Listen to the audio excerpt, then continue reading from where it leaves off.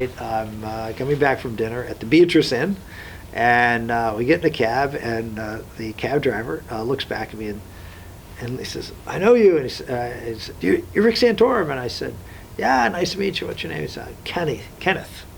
And so Richard, who's a friend of mine, who's a pastor from Dallas, Texas, starts to engage Kenneth in conversation, and he says, Kenneth said, I really like Rick because he has his strong pro-family views, and he was a black man from. I said, "Where are you from?" And he's from Harlem, and he said, "But I'm a Republican."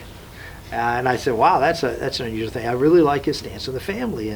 And so Richard said, "Well, he asked him about his faith, and he sort of said, "Well, I don't really, have much, I don't really, that's not really my deal." And he said, "Well, what do you believe in?" And he said, "What is your faith?" And he said, "What do you think?" Didn't really have much of an answer. And they asked him, "What do you think of Jesus?" And he said, "I didn't really have much of an answer there either." And so Richard starts to talk to him about, the Christian faith. And let's just put it this way: before we get out, we start to have this conversation about our faith, my faith, Richard's faith. And at the end of the cab ride, Richard